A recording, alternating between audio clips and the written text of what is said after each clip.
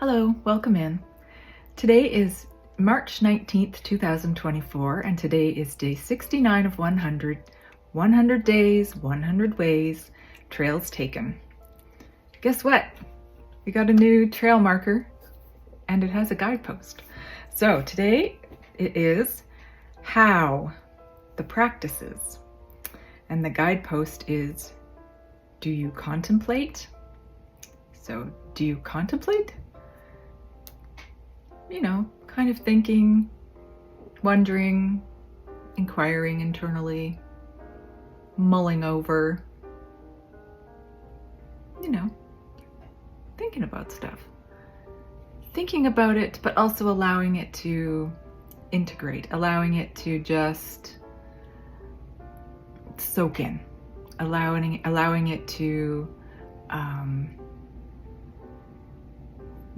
be aligned and to have that connection so that we're not formulating the answers in our mind. We're seeking the answers and the answers come to us. So do you contemplate? You can use, do you use a book passage? So of course, any book. You could use your favorite textbook, the Bible, whatever religious text you go by, the newspaper, a love letter, like anything. You can open a book and, you know, point to a line, to a word, even. Decide before you do it which we'd like to follow. And then just, you know, allow that word to, or sentence to really find deeper meaning within you. Allow it to really get to the root of your understanding of that particular thing without, you know, over analyzing it. You could use your horoscope, right? Like different astrological positionings every day. There's different, you know, alignments. There's different retrogrades. There's just different energies going on in the world. And like we said before, you can do your sun sign, your moon sign, your rising sign, your Venus sign, or whichever one works for you. Lesson cards. Do you use lesson cards?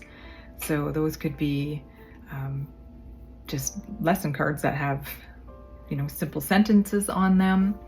I have some new ones coming from Penny Lee Prevost. I think that's how you say her name. She made some cards, so they're kind of like that, contemplation cards. Or oracle cards, tarot cards. Seriously, you can even use playing cards if you really wanted to, if those had particular meanings, because sort of they do, as in, you know, they can be pertaining to the tarot. They just don't have the pictures, but if you know the meanings, then of course you could use that. Or probably lots of other ways to contemplate, like a song, right? You could turn on the radio, and who has a radio anymore? Okay, you could put on Spotify or whatever you're listening to, and you know, grab whatever song comes on first. What does that mean? Contemplate that. Or the television, you know, if you have that on, or a movie, you know, fast forward to a spot and just hit play and see what comes up. Yeah, there's all sorts of ways, right? Even a conversation. If say you're sitting in a cafe and you're having coffee, you're having coffee or tea or whatever you're having, and, you know, eavesdropping is horrifying. Never eavesdrop. I believe the things that you are supposed to overhear, those are the things you can pick up. What are they called again? A celdon, I think it's called. Yeah, it's an unsuspecting, a message delivered by an unsuspecting messenger, something like that. You know, it's something that you overhear, just pick up, and yeah, use that to decide, or not decide, but to, as your contemplation thing, right? Just something random that comes to you. Yeah, I don't know. It's kind of fun, and you learn so much when you really get into it. The way that your own mind weaves things, and the way, you know, your history with that particular thing kind of, you know, sets the tone for what might come out of it. So, you know, these are where we can get our silver linings, right? We can get our lessons from, in a simple daily way. And I think it's good for the brain. It's good for the heart, because we're connecting with ourselves, and it's good for our spirit because we're allowing, right? We're allowing for that to percolate and become something more meaningful. So, anyways, do you contemplate? Okay, so do you contemplate? I definitely do. I love contemplation. I forgot of one other place you could go. You could go to the contemplation station on Facebook, right? That's what this is. This is something to contemplate during the day or the evening, whenever you read it, watch it. I mean, not read it, whenever you watch it.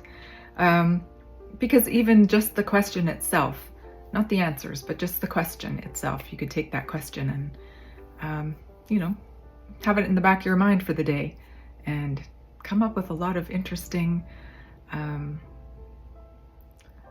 I guess, stories, different experiences that you recall, different memories, different triggers, right?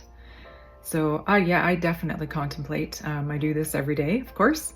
And then lesson cards, oracle cards, tarot cards, I use those every day, mostly every day. Those also you can do online. There's apps for those, so makes it easier to, it's handy if you have your phone with you. Most people have phones these days.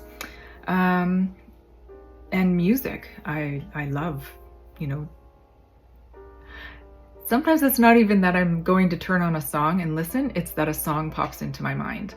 So I could sometimes wake up with a song in my mind, or I could go into a different room and a song comes to my mind. So then that's something that becomes contemplation. Why is that happening?